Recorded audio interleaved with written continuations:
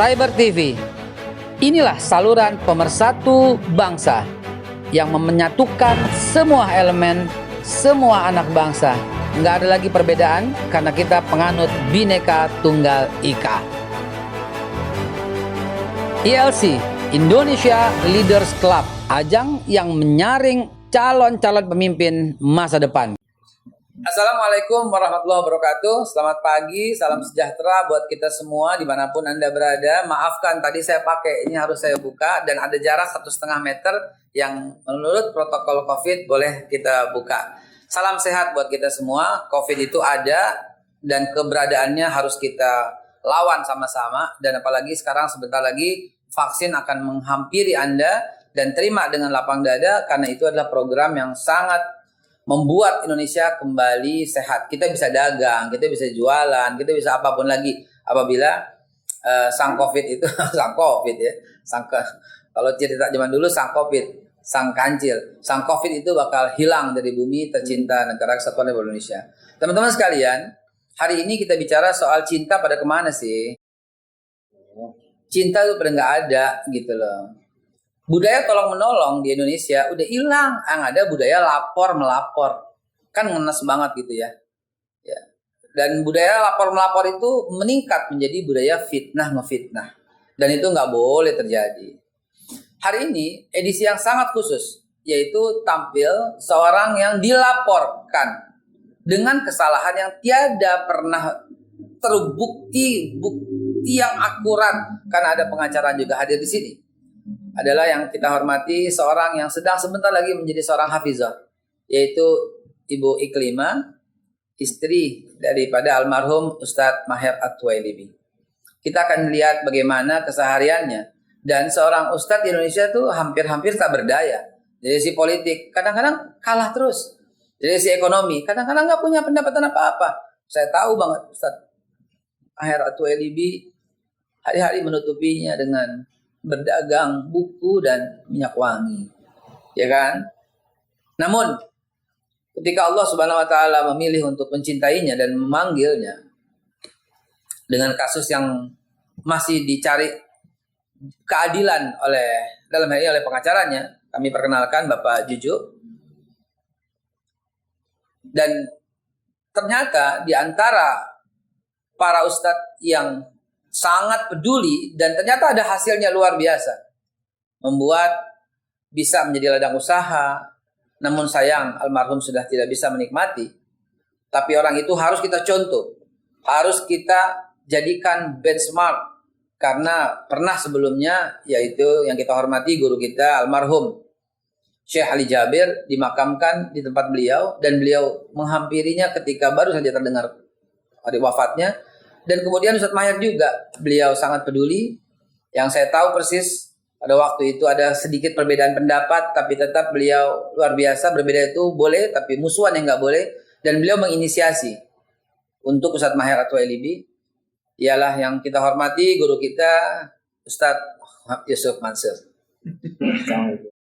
Dan Anda tahu kiprahnya beliau ya, yang membuat alhamdulillah mengalir ya untuk usaha keluarga daripada almarhum yang masih punya 2 anak kecil. Namun kita punya satu lagi tokoh yang bisa ini menjadi sesuatu yang nggak mungkin cuma selesai di sini. Dia adalah Ketua Badan Wakaf Indonesia, Bapak Irfan Shauki Beg. Assalamualaikum Ustaz. Saya komisioner bukan ketua. Komisioner, maafkan saya ralat, komisioner. Dan BWI yang diinisiasi oleh Presiden harus kita sambut. Kenapa? Karena ini waktunya, di saat pandemi seperti ini Islam punya solusi, ya, tanpa mengabaikan yang lain tentunya, yang masing-masing punya solusi. Tapi kali ini insya Allah punya solusi yang sangat indah, yaitu wakaf. Dan kalau diinisiasi oleh Presiden, ya kita taat, kita ikut, ya nggak usah lagi nyinyir deh. Dana haji gimana? Saya klarifikasi sekali lagi, sepengetahuan saya yang telah tabayun kepada Mas Anggito Abimanyu, dana haji itu nggak pernah dipakai buat macam-macam. Gitu loh. Saya udah tabayun. Dan dana zakat belum pernah dipakai. Sejak kapan? Ada yang nyinyir kotak amal juga. Ya ampun, udah ngapa nyinyirnya? Hari ini kita harus urunan. Maaf saya sedikit kepanjangan karena saya gregetan lihat Korea yang berhasil dengan cara wakaf, tapi dengan cara wakaf bukan cara wakaf Islam tentunya ya. Tapi dia tuh semua tuh mau urunan untuk membantu beres tuh. Begitu juga terjadi pada Malaysia, begitu juga terjadi Vietnam. Maka wakaf insya Allah menjadi salah satu andalan. Begitu. Saya akan memulai kepada Pak Juju dulu. Mohon cerita Pak Juju keseharian dan apa yang Pak Juju rasakan dari kasus yang terjadi kepada almarhum Ustadz Maher Atuwaili. Silakan Pak Juju, boleh dibuka. Assalamualaikum warahmatullahi wabarakatuh. Waalaikumsalam warahmatullahi wabarakatuh. Terima selesai kawasan. Nah, Dan pemirsa Cyber TV siap. yang berbahagia. Ya, almarhum Ustadz Maher Atuwaili ini adalah merupakan salah satu contoh Ustadz ulama di Indonesia yang relatif masih muda, usianya baru menjelang 30 tahun. Almarhum mengomentari, oh iya kan sebetulnya kalimatnya, oh ya baik lah, positif lah, oh ya bagus lah ya, seperti yang digunakan dipakai oleh Habib Lutfi di Jawa Tengah itu, seperti itu. Hanya mengomentari hanya kalimat seperti itu, tapi Tidak ada unsur menghina kan? tidak ada sama Justru sekali. beliau menggunakan Ya, menggunakan apa namanya gamis, igal, imamah ya, mama, yang pakai sampai ke sini putih sampai ke ya, sini. peci putih, Ya. kan bagus gitu. Ya. Hanya itu lontarannya. Dan bukan cuma beliau, Ya. banyak juga yang menggunakan itu. Syekh Ali Jabir juga pernah, Ya, dan betul. banyak ustadz dan Habib Lutfi juga pakai. Betul. Berarti ya banyak ustadz ya, ustadz kita yang memang menggunakan Yang seperti itu ya, banyak ya. banyak. Jadi sama sekali sebenarnya kalau kita lihat substansi daripada komentar itu seperti diatur di pasal 28 atau 29 Undang-Undang ITE tahun 2016 itu nggak ada ya, artinya unsur-unsur yang tadi itu apakah mencoba untuk ya katakanlah membenci, memusuhi gitu ya, atau kebencian kepada suatu kelompok yang berakibat sara, apalagi sara itu nggak ada, seperti yang dituduhkan di pasal 28 Undang-Undang ITE itu. Jadi jauh sebetulnya. Tapi faktanya hanya dengan komen seperti itu, kemudian almarhum ini langsung didatangi ibu ya ke rumah, jelang subuh jam sekitar jam 4 pagi gitu, dan tanpa babi ibu ya penyidik langsung menangkap, membawa ke Baris Krim Polri dan Langsung ditahan. saat itu dengan BAP singkat begitu dan langsung ditahan gitu. Kebetulan Bukannya kalau ditahan itu di atas 5 tahun? iya, oleh sebab itu ketentuan di pasal 29 itu memang ancamannya dicari memang yang di atas 5 tahun. Apa tuh? Ya, artinya tadi melakukan suatu ujaran-ujaran mengakibatkan suatu permusuhan kepada kelompok atau pihak lain itu. Dan lucunya memang tadi kalau kita coba atau kita bedah terhadap materi substansi pasal itu kan sama sekali apa yang beliau ucapkan kan tidak menimbulkan suatu permusuhan atau katakanlah atau kebencian yang mengakibatkan suatu akibat di satu suku, agama, ras dan antar golongan itu, sara itu. Jadi seperti itu, dan faktanya memang kira-kira diperiksa ya sekira 2 jam saja lah saya juga mendampingi dan langsung ditetapkan sebagai tersangka. Karena pada saat ketentuannya pada saat seorang itu ditangkap, dibawa dan itu harus tersangka statusnya, sudah langsung tersangka. Jadi tidak mungkin seseorang ditangkap tanpa status. Ya. Terus boleh Pak Juju saya cut di situ supaya nyambung dengan, mohon izin Ibu Iklimah belum pernah tampil ini. Iya. Dan sekarang mudah-mudahan bisa tampil tegar untuk bercerita sedikit kepada kita. Bu Iklimah, ya, pada waktu prosesnya itu seperti apa? Ketidakberdayaan seorang ustadz di malam hari didatengin jam berapa, kemudian dibawa, itu gimana ceritanya? Boleh sedikit?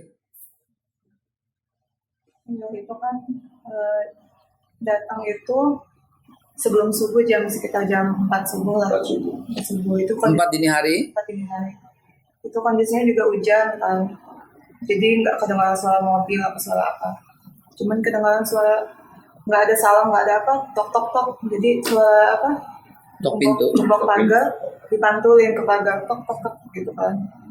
Itu siapa malam-malam gitu, saya aneh. Saya intip dari jendela dulu kan, karena nggak ada suara, cuman pantulan itu aja.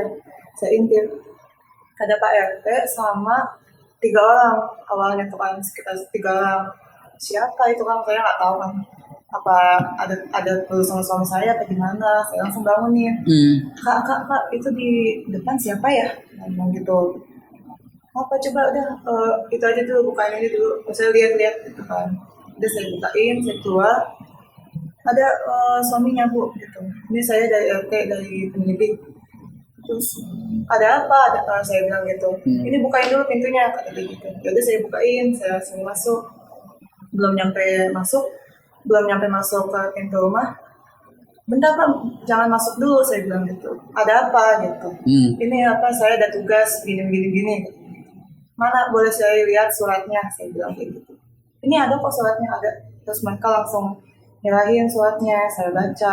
Apa yang waktu itu Ibu Iklima baca surat itu?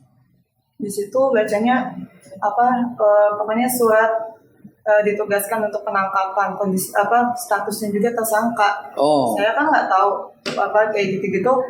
Saya mikirnya yang udah kan setahu saya dipanggil dulu sebagai saksi, di BAP dulu gitu kan. Ya udah, saya karena udah ada suratnya begitu, saya nggak bisa apa-apa lagi kan.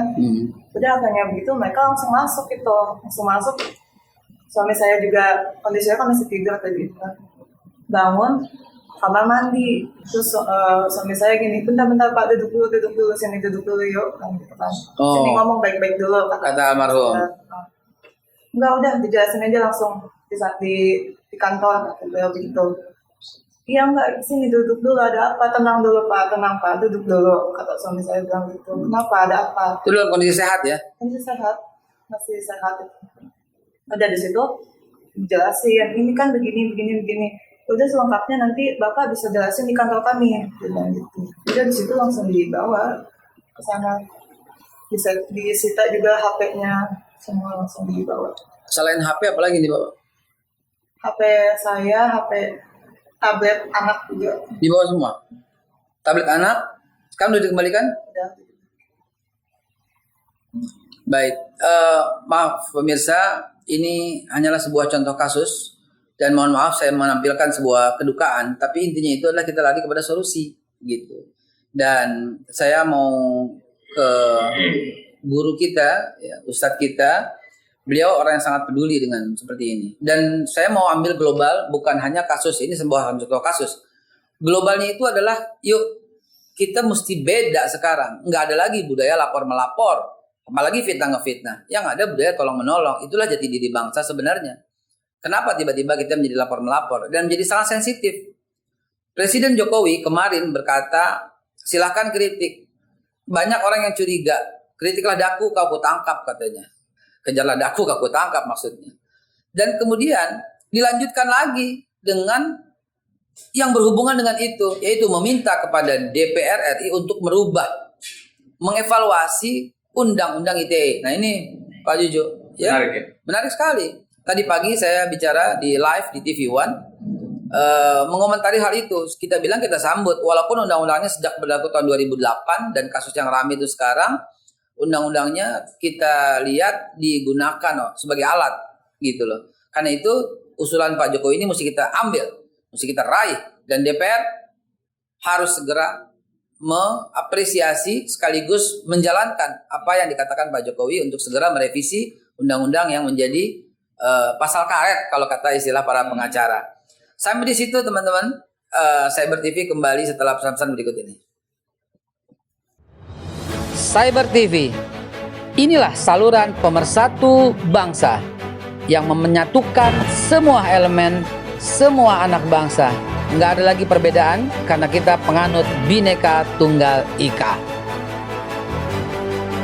ILC, Indonesia Leaders Club, ajang yang menyaring calon-calon pemimpin masa depan. Pemirsa, kalau kata Bang Karni Ilyas seperti itu karena betul-betul saya terilhami oleh beliau.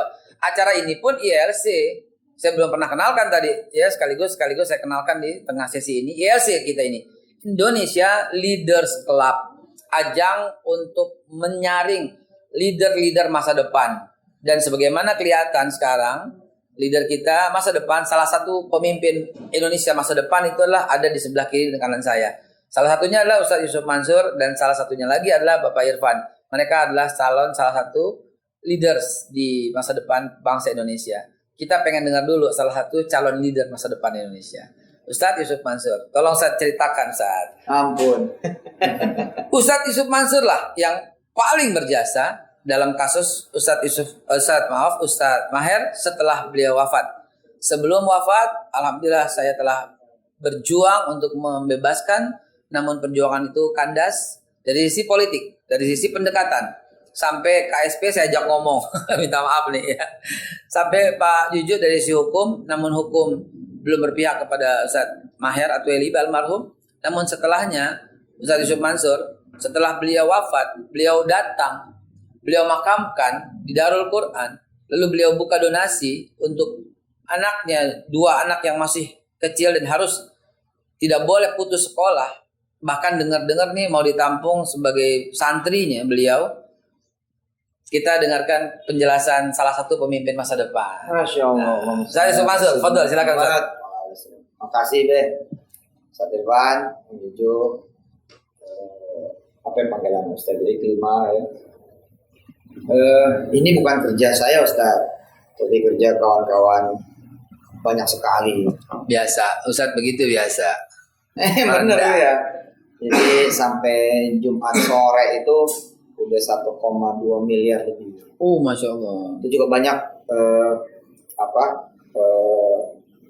kelompok-kelompok yang saya langsungin ke beliau dan saya juga merasa nggak perlu cari tahu. Nah, monggo silakan. Jadi intinya coba jaga nama baik, saya bilang jangan sampai ngasih tapi juga menyakiti sih gitu. Kan ada yang ngasih tapi eksposnya kayak apa tahu gitu. Ya sejauh ini saya bilang ini kerja teman-teman gitu. Banyak sekali sampai mungkin sekitar 3.000 4.000 transaksi kali Ustaz. Masya Allah. Mungkin lebih kali. Nanti kita buka. Artinya kepedulian teman-teman terhadap Ustaz Maher ya itu banyak sekali gitu. Dan nyata kan, kebetulan nyata bukan hanya sekedar simpati atau kemudian empati tanpa action. Dan saya ngelihat ini sebagai sebuah hal yang patut disyukuri. Saya juga banyak pertanyaan ya, mengapa itu diterima di dalam Quran gitu? Atau pas buka donasi kok, wah itu begitu donasi segala gitu. Ada aja ya? Iya ada gitu. Tapi kan ini saya bilang alasannya ya kebayang aja saya bilang kalau saya meninggal, kalau saya mah ada gitu, kalau beliau kan nggak ada, karena saya udah mulai kontak-kontakan Ustadz sejak beliau sakit ya, jadi bukan baru juga gitu. Waktu beliau sakit, saya ada madu terbaik tuh dari New Zealand gitu. Dan itu persediaan saya banget, saya doyan banget itu. Dan nggak ada di tanah air, susah. Ya Allah, Ustaz benar. Alamatnya di mana? Pergi. Itu kita kirim ke beliau biasa. Ustaz boleh kalau mau paket terus nggak apa-apa sih, kalau bukan nggak apa-apa. Ya Mokogon udah terkenal. Oh iya. Lupa ya. Iya. Memang aja gitu karena saya juga nggak merasa ada problem dengan beliau. Dan saya memang ngajarin diri saya gitu untuk tidak pernah kemudian masalah dengan orang. Alhamdulillah. Iya. Saudara, ini harus saya stop dulu sebentar. Karena Ustaz Yusuf Mansur itu salah satu ustadz yang paling banyak dibully. Selain saya juga gitu ya. Tapi kita yang dibully sama kita yang dibully, ya Allah, ini cium tangan. Nggak ada masalah. Dan Ustaz Yusuf Mansur ini adalah bisa jadi kita akan mau masuk ke dalam yang lebih makro lagi tentang persatuan dan kesatuan. Gitu. Lanjut saya untuk bicara trigger ini Ustaz, saya menjadi melek juga bahwa nggak semua Ustadz itu juga, bahkan maaf ya, sanggup menguburkan dirinya sendiri. Ya Allah. Persoalan lahan dan persoalan pantas nggak pantas. Saya waktu Ustadz Maher meninggal, misalkan pikiran saya begini, lah kalau dikuburin di taman pemakaman umum, kayaknya kok kurang cakep ya gitu. Sampai kemudian teman-teman naikin nih program ini. Jadi sekarang udah naik program ini. Kita akan bikin TPU tapi U-nya Ustaz gitu, Ustazah. Ayo daftar. Tapi jangan sekarang. Tantar tahun 2050 aja. Tapi Anda mau ini catat, Anda mau di Darul Quran nih. Ya, tapi ntar tahun 2050 ya. Insyaallah. Iya, kita naikin di tempat yang pokoknya harus ada pesantren. Jadi kita bikinin khusus nih. Kalau di Darul Quran banget kan terbatas sudah. Ya, Tempatnya emang cuma segitu. Tapi ini jadi kalau Bebe tadi cerita dinaikin jadi program nasional. Nah, kita mau langsung bikin ini menjadi program nasional. Jadi Jadi kita nyiapin taman pekuburan buat para ustadz-ustazah se-Indonesia gitu. Di kota-kota di seluruh tanah air. Yang sekaligus bukan cuma pemakamannya kita bangun, standar Darul Quran. Jadi ada pesantrennya, nanti ada anak ngaji, setoran, apa segala macam. doain itu pada semua. Iya, luar biasa itu. Allah. Tapi benar Ustaz, memang nggak semua orang nggak memakamkan tuh nggak sederhana. Nggak sederhana. Kalaupun bisa, ya proses perizinannya nggak kayak saya lah, kira-kira gitu. Maksudnya kan enak nih proses perizinan bisa kita mana-mana lah. Gitu. Belum tentu loh, kan belum tentu bebas nguburin. Misalkan kayak saya Ali misalnya, saya Ali nggak bisa nguburin di pesantren yang beliau bangun di mana itu, di daerah Puncak apa itu. Nggak Karena bisa. tanahnya ternyata Bukan tanah tentara apa gitu. Jadi nggak bisa gitu. Nah, atas dasar itu saya kira ini bagus dan menjadi berita baik. Terus standarnya gimana? Ya standar pokoknya guru ngaji gitu aja. Standarnya gimana? Guru agama gitu aja. Standarnya gimana? Ustadz aja. Boleh nggak kalau kita nggak tampil di TV? Ya pokoknya asal dia ada pengakuan dari masyarakat, dia ustadz aja, kita jemput. Kemudian kita kuburin baik-baik, kemudian anaknya di pesantren situ. Allahu Akbar. Bagus. Tadi nggak kepikiran mau donasi sih, mau buka donasi. Cuman saya pikirin Askar sama Zaidan kan, namanya. Ini anak foto aneh nguburin, kita nguburin Ustadz Maher, nempel bener. Gendong. Sama aneh nempel gitu, diusapin apa ya. Ini anak harus jadi orang, saya bilang harus jadi orang Allah gede gitu. Ada banyak juga orang yang nanya kan, kalau udah kaya pakai buka donasi segala gitu. Dan saya bilang, ya ayo mau nggak gitu rame-rame gitu. Karena kan nggak boleh berhenti sekedar bela sungkawa, tapi masalah sustainability, masalah usaha buat ke depan. Malah target kami buat Ustazah Iklimah, karena beliau ini progres menuju 30 juz, Hafizah. Ya ini harus ada kandangnya gitu, harus ada mainannya. Jadi sebisa mungkin rumah yang nanti dibeliin itu pesantren. Allah karim. Jadi kita akan Ustaz, kita akan bikin pendampingan dengan uang 1,2 miliar, bukan cuma punya rumah. Kalau cuma punya rumah masalah lagi. Di rumah bayar PBB gimana tahun depan? Listrik dan lain sebagainya. Perawatan. Kalau dia nikah sama orang yang agak jagoan dikit, kalau nikah sama yang morotin gimana? Nah, Kan bisa dijual masalah masalah baru. Jadi dengan pengalaman kami Darul Quran buka cabang di mana-mana, ya Bismillah dah gitu. Kita udah ada kelihatan sih, tinggal ngobrolnya aja sama beliau. Dan ratusan tanah wakaf, ratusan hektar tanah wakaf itu masih terbengkalai. Jadi kalau tadi cerita narik program jadi nasional nih Ustaz, programnya menurut saya sih bagus ya. Nanti kami soal ke BWI. Pokoknya ini judulnya Taman Pemakaman Ustadz-Ustazah ya dengan standar yang pokoknya pengakuan masyarakat. Mantap. Nah, kita tidak ngelarin cuman sampai nguburin bapak atau ibunya, tapi anaknya di situ. Masya Allah. Nanti anaknya bisa setoran ngaji di babanya kan.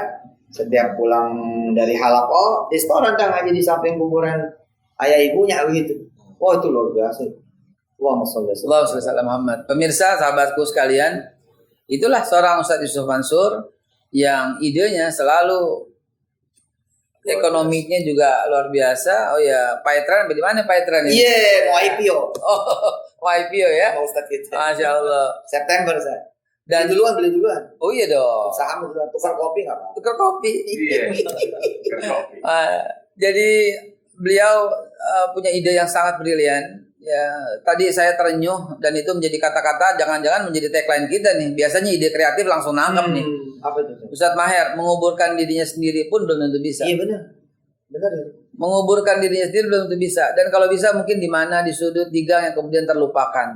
Iya. Ya Rob, alhamdulillah ada Ustadz Yusuf Mansur yang mempelopori dan ini harus menjadi program nasional. Dan kebetulan orang yang mumpuni itu hadir Yaitu dengan sangat santun, sahabat saya sekaligus guru saya dengan tulisan-tulisan yang sangat indah, dan kita percayakan Saya betul-betul juga. komisioner dari Badan Wakaf Indonesia adalah Bapak Irfan Syauqi. Baik. Kalau dipanggil Baik, itu panggilan belakang. Bapak Irfan Syauqi. Ya, Ustaz. Tolong Pak, ini kita sambut ini, dan kita harus saya bersedia menjadi ambasador dalam khusus yang untuk wakaf ini. Kenapa? Karena Islam punya solusi. Dan kalau itu disambut, apa yang Ustaz Yusuf Mansur katakan, disambut, kelar itu udah, karena punya semua. Silakan. Ya, bismillahirrahmanirrahim. Jadi apa yang disampaikan oleh Ustaz Yusuf Mansur ini saya kira ide yang sangat brilian ya. Dan terus terang kami di Badan Wakaf juga belum terfikirkan bahwa ternyata makam yang merupakan salah satu bentuk wakaf yang paling tua. Paling tua ya? Paling tua. Oh. Kan makam, madrasah, masjid ini kan 3M ini 3M yang paling umum ya. Ternyata ada satu ide untuk memberikan value added ya. Value added di mana makam itu bisa menceritakan sejarah kisah para ustadznya, Allah, benar-benar. Ya, kemudian di situ juga ada pesantrennya, jadi syiarnya hidup. Nah ini jarang makam yang seperti itu. Iya. Dan anaknya di situ gitu. Apalagi anaknya di situ. Artinya pemikiran ini saya kira satu gagasan yang sangat brilian, ya, satu hal yang mungkin insya Allah kami di BW akan mendiskusikan sebagai salah satu terobosan untuk supaya makam itu bukan sekedar makam yang ramainya hanya saat lebaran misalnya ya. Puasa. Tapi dia memang bisa juga menjadi satu wilayah yang ada ibroh di situ, ada pesan yang kuat. Saya kira itu. Apalagi masyarakat kita ini kan di banyak survei terkonfirmasi masyarakat yang senang berbagi. Kita ini kan paling dermawan. Luar biasa. Ya, paling dermawan di World Giving Index kita nomor 1.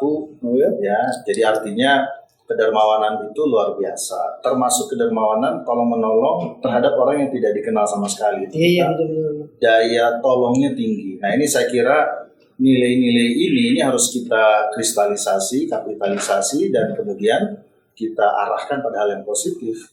Nah, termasuk yang ide ini. Saya kira ini sangat luar biasa ya, bagaimana kemudian membuat para ustadz itu juga tetap hidup ya. Iya, benar. Mereka sudah meninggal tapi tetap hidup. Iya, betul. Nah, paling tidak kita bisa mengambil banyak hal ya, pelajaran, dan rasanya ini belum banyak yang seperti itu, dan mungkin satu-satunya. Ya, Kalau saya dengar sih baru pertama kali ini. Ide pertama ini ya, kecuali yang pemakaman Baqi di Madinah itu sahabatannya. Mungkin ini pemakaman para ustaz. Kebetulan namanya kan sama. Iya. Masjid di Kampung Ketapang kan namanya Masjid Nabawi. Jadi pekuburannya ya Baqi. Anda kalau gitu Anda pernah ceramah di Masjid Nabawi kalau gitu. Anda berapa kali berarti ke Masjid Nabawi? Makanya Ketapang, ya Allah. Ya, jadi itu saya kira ide yang sangat menarik. Artinya setiap karya para ustadz, para ulama itu ada jejak-jejak gitu ya. Allah. Jejak-jejak ini juga lesson learn untuk generasi berikutnya. Karena kadang-kadang kan kita ini salah satu hal ya, terutama di anak-anak muda itu kan kadang-kadang mereka juga tidak mudah mencari figur, mencari contoh-contoh hidup itu yang dekat dengan kehidupan mereka. Ya, dan biasanya orang yang baik itu kan ketahuannya setelah meninggal. Masya Allah. Ketika yang muncul adalah cerita mengenai kebaikan-kebaikannya kan berarti insya Allah itu min ahlil jannah. Min ahlil jannah. Nah, ini yang saya kira value ini baik sekali, dan dari perspektif dakwah juga ini saya kira sangat positif lah. Dan terus terang kami terima kasih nih Ustaz Yusuf Mansur idenya ini ya. Dan luar biasa. Dan Ustaz di BWI itu sebenarnya kan punya program-program yang selama ini tuh masyarakat tuh nggak tahu juga. Kembali pengertiannya cuma 3M. Betul. Makam, madrasah, masjid. Padahal kan ada wakaf produktif yang lain. Nah itu please disosialisasikan lebih dalam, dan kita Cyber TV akan terus membantu ikut jadi campaign gitu loh. Ya, jadi BWI ini lembaga independen ya, lembaga negara independen yang diberi mandat untuk mengelola wakaf. Nah, kebetulan kita punya undang-undangnya, Undang-Undang Wakaf nomor 41 tahun 2004. Ya, dan BW ini kepengurusannya itu 3 tahun, sama kayak KPK lah 3 tahun. Ini udah kepengurusan yang kelima, jadi saya ini sebenarnya baru 2 mingguan Ustaz, belum Fresh. wakaf, jadi masih fresh gitu ya. Dan memang wakaf ini meskipun kita sudah banyak role model, contoh, ya kita punya lembaga pendidikan berbasis wakaf dan sebagainya, tapi rupanya literasi masyarakat itu masih rendah. Iya betul. Tahun lalu kita survei, ya kita punya namanya indeks literasi wakaf. Ternyata indeks literasi wakaf kita itu pemahaman masyarakat itu masih pada kategori rendah. Jadi artinya memang banyak hal yang perlu untuk kita sosialisasikan, ya hal-hal yang terkait dengan wakaf, bahwa wakaf ini bukan hanya 3M, tapi juga wakaf ini bisa dikembangkan secara produktif. Makanya sekarang berkembang model-model wakaf produktif yang kalau saya sebut dengan istilah socio-economic approach. Jadi dengan pendekatan sosial ekonomi, bagaimana aset wakaf itu bisa juga dikelola secara komersial, ya, secara ekonomi, secara bisnis, ya, supaya dia memberikan manfaat kepada mauquf alaih. Nah, termasuk juga kita mengembangkan model-model kombinasi dengan instrumen keuangan syariah yang lain. Kayak misalnya sukuk negara, ya kan tahun lalu diterbitkan sukuk wakaf, ya, seri 001, CWLS, Cash Wakaf Link Sukuk. Nah, itu kombinasi, ya. Nah, ternyata dari dana yang terkumpul 50 miliar, nah itu bisa kita jadikan untuk membuat retina dan glaukoma center di rumah sakit wakaf mata, yaitu Ahmad Wardi. Itu ada di Serang. Itu rumah sakit itu dikelola BWI dengan dompet duafa, beroperasi sejak 2018. Itu sudah 46.000 yang pasien berobat gratis dan hampir 3.000 yang operasi gratis. Tolong ini Cyber TV catat ntar. Ya. 46.000 orang telah berobat gratis dan hampir 3.000 operasi gratis. Di antaranya 3.000 operasi mata gratis dan khusus itu penyakit khusus mata. Terus dari wakaf. Dari wakaf, betul. Jadi kita memang perlu model-model gitu ya, model-model pengembangan wakaf, ya, dan kita ingin mengembalikan kejayaan wakaf. Kan wakaf pernah jaya menjadi instrumen ekonomi kan. Di Pakistan itu negara yang udah bangkrut, yang hilang bakat ditelan, tiba-tiba muncul lagi karena wakafnya. Betul. Bahkan Korea dengan istilahnya Korea juga akan mau redup, tiba-tiba muncul lagi dengan program wakaf tanda kutip yang Korea. Begitu juga negara-negara yang lain. Bahkan Turki. Sekarang Turki. Barat wakaf. Barat Inggris itu ngembangin endowment fund. Endowment fund yang terinspirasi dari wakaf. Karena menyambung Ustadz Haikal, dulu wakaf itu di zaman Turki Utsmani. Turki Utsmani kan paling lama ya, khilafah paling lama berabad-abad. Itu instrumen yang menjadi mesin pertumbuhan ekonomi dunia karena mereka menguasai sepertiga itu wakaf. Ya, yaitu termasuk wakaf uang. Dan sekarang Turki bahkan dana untuk militer, ekonomi, politik dari wakaf.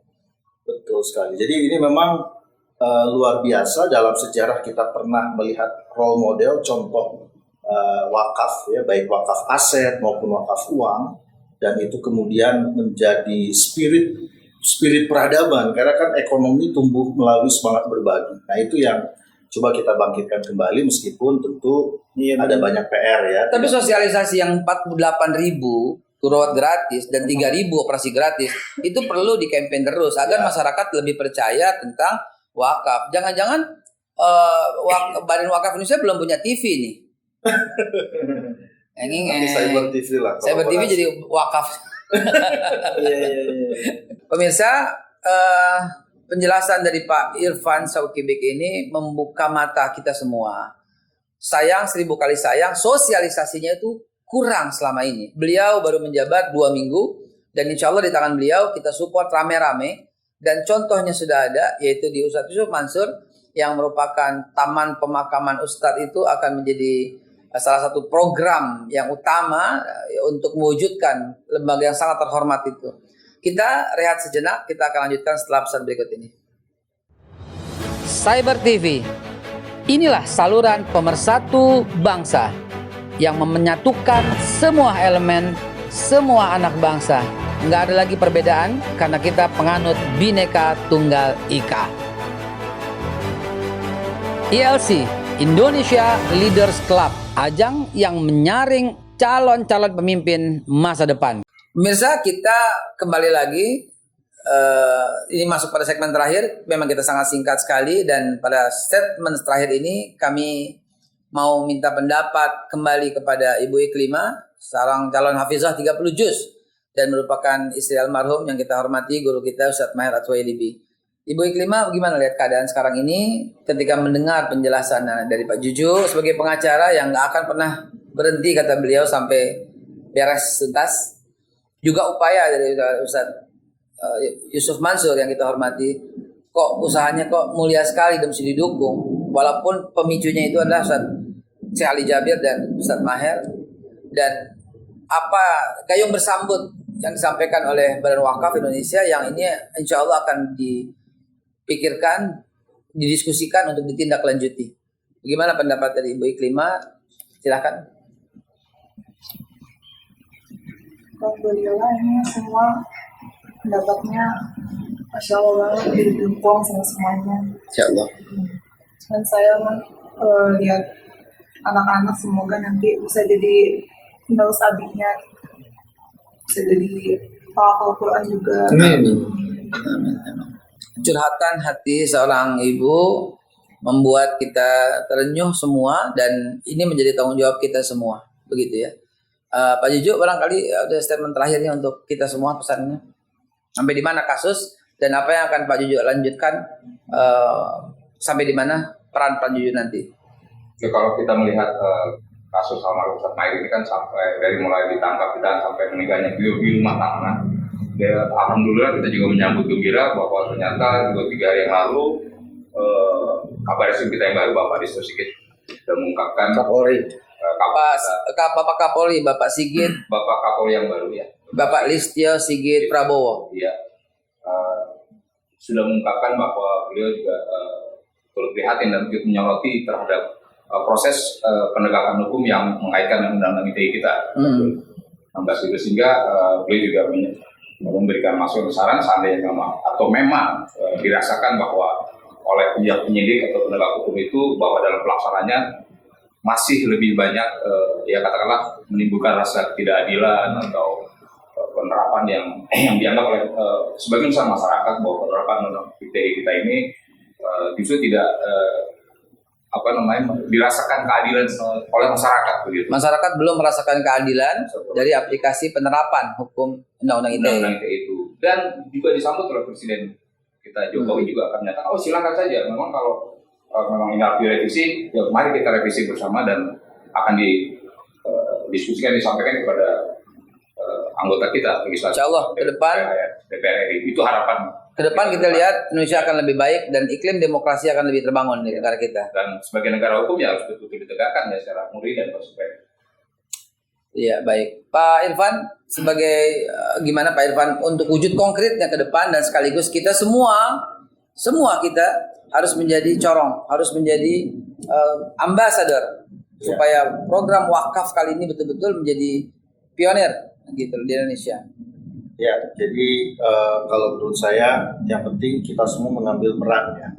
Artinya kita harus berpartisipasi dalam gerakan besar dakwah ini. Karena wakaf dan juga instrumen ekonomi syariah ini kan gerakan yang tumbuh dari masyarakat dan dia besar bersama masyarakat, dan kita berharap bahwa setiap kita bisa mengambil peran, bisa menjadi wakif, bisa menjadi ambasador, menjadi jurkam.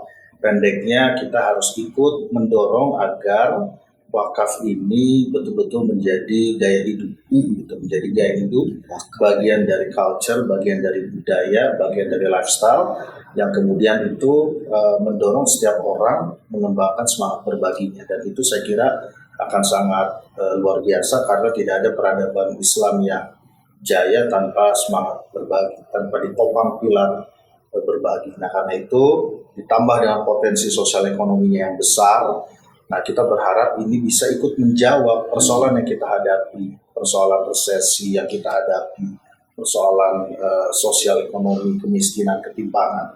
Jadi sebenarnya umat ini punya instrumen-instrumen yang menjadi bagian dari ibadahnya, yang ini kalau dikelola dengan penuh kesadaran, keikhlasan, profesionalitas dan amanah, ini akan jadi powerful tool. Dia akan jadi senjata yang luar biasa. Bisa nggak kalau saya memberikan kesimpulan Indonesia tuh bisa berjaya kembali, bisa menjadi macan Asia dengan wakaf. Ya, setiap tahun misalnya wakaf uang, kalau kita bisa kumpulin 180 triliun itu kan perhitungan yang sederhana. Kalau bicara potensi, ya kalau kita mau mewakafkan 30% income kita, potensinya bisa ribuan triliun gitu. Jadi artinya itu bergantung kepada level kesadaran dan keyakinan. Nah, cuman memang keyakinan ini kadang-kadang perlu bukti.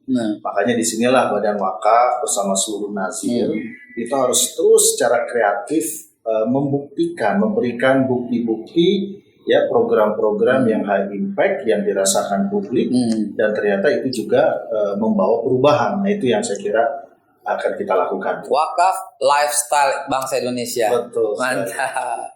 Ustaz Yusuf Mansur dengan segala macam idenya sebagai closing statement, kira-kira apalagi nih Ustaz yang akan ke depan seperti apa mestinya kita melihat persatuan dan kesatuan lebih makro lagi, lebih global lagi dengan trigger Ustaz Maher atau Edi. Ya, pertama terima kasih Mbak Be. Cyber TV ini asik gitu. Iya, wah. Ini cakep ya, emang bisa aja tikungan. 2024 masih jauh lagi. Jadi masih kesempatan merajut gitu kan. Masih kesempatan silaturahim. Amin, amin. Yang kedua, terima kasih buat semua yang sudah berpartisipasi untuk Ustaz Iklima dan dua anaknya dan buat masa depannya. Insyaallah mudah-mudahan statement dari saya dan dari Al-Quran tidak ada potongan Ustaz sama sekali. Allah, catat itu ya. Orang boleh menyinyir aja dipotong-potong. Tidak, catat itu. Ya, berharap mudah-mudahan dua putranya menjadi ulama besar. Amin. Yang ketiga, terima kasih nih udah memberi ide. Saya ngelihat Ustadz Irfan ini idenya tambah banyak nih. Iya, di antaranya kan saya 2 bulan terakhir ini kan aktif di dunia saham. Itu Masya Allah Ustaz, satu hari itu mungkin bisa jadi tema lain saya ber-TV. Per hari kita bisa 10 triliun transaksi. Per hari? Per hari, dan mungkin bisa 20 triliun ketika nanti jumlah single investor itu nambahnya luar biasa. Dan pekan depan nih kita akan genjot betul untuk investor retail. Saya berharap sih bisa sampai 10 juta gitu. 10 juta anak muda masuk ke dunia saham. Berarti kan bisa 100 triliun a day per hari. Allah. Nah, kemarin saya bikin program itu doang, sedekah cuan saham. SCS, sedekah cuan saham. Bah, itu gegap gempita itu. Jadi orang yang untung di perdagangan 2 sesi tiap hari itu jam 9 sampai jam 2 itu dia nggak ada yang diambil. Pokoknya semua sedekah. Itu saya lihat laporan luar biasa. Dan udah lintas agama lagi. Udah lintas agama kan yang main saham, trading saham, investor saham kan suka muslim doang. Saya kira ini juga bisa jadi hal yang menarik ini buat nanti. Kita angkat diskusi lagi yuk. Diskusi itu. Nanti menghadirkan Bay di sini. Oh, wajib. Ya kan? Wajib. Bursa Efek Indonesia. Kemudian nanti ada anaknya Pak Jokowi, Kaisang. Undang dong. Nah, ente yang undang. Jadi. Anda dikasih martabak sama Kaisang waktu itu. Yes. Saya berharap ini Cyber TV eksis terus. Amin. Ya, mudah-mudahan kebaikan ya, jadi katalisator persaudaraan. Doa. Insyaallah. Hari ini dengan hadirnya Pak Irfan juga insya Allah ada sesuatu. Cyber dengan kasih. Insya Allah. Teman-teman sekalian, itulah indahnya di Cyber. Insya Allah Cyber TV akan terus mendampingi dan insya Allah semua kita berpikir untuk kita ini budaya yang berbineka tunggal ika. Jangan diabaikan. Dan itu adalah budaya Rasulullah Sallallahu Alaihi Wasallam. Beliau pada waktu Futuh Mekah, beliau sadar di Mekah itu bukan cuma orang Islam. Ketika beliau hijrah dari Mekah ke Madinah, beliau paham banget di Madinah bukan cuma orang Islam. Dan beliau membuat undang-undang yang sangat menghormati para rahib, para pendeta, kalau sekarang kita para biksu, para pastor ya.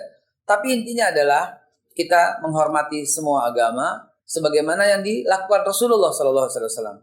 Di akhir sesi ini saya ingin nyentil sedikit. Rasulullah SAW pada waktu perang sekalipun, perang fisik, beliau mengamanatkan tidak boleh melukai, mencederai, menghukum, apalagi membunuh wanita, orang tua, anak-anak, dan para pemuka agama. Bayangkan, dalam suasana perang fisik saja, seorang pemuka agama apapun tetap dihormati oleh Rasulullah. Tidak boleh membunuh para pendeta atau para rahib Yahudi.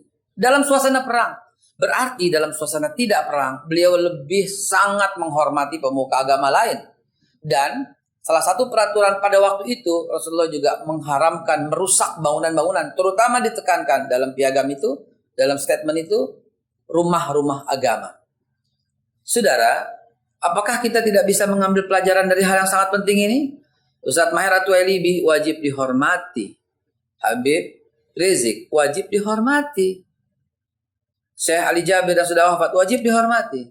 Ustadz Yusuf Mansur wajib dihormati. Karena mereka semua adalah para pemuka agama yang tidak boleh ada cacian, makian, bahkan tidak boleh dikorek-korek kesalahannya. Apabila ada, tugas kita untuk menutupi. Kok ditutupin Ustadz? Ya memang. Kekurangan harus ditutupi. Dan kelebihan memang itu diangkat. Dan itu memang sunatullah harus berjalan seperti itu. Karena setiap orang tidak ada yang sempurna. Menyetir Agim terakhir kalimatnya adalah, kita begini karena aib kita ditutupi oleh Allah Subhanahu wa taala. Apabila dibongkar, mungkin kita malu.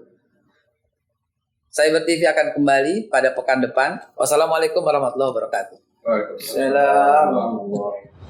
Cyber TV. Inilah saluran pemersatu bangsa yang menyatukan semua elemen, semua anak bangsa. Nggak ada lagi perbedaan karena kita penganut Bhinneka Tunggal Ika.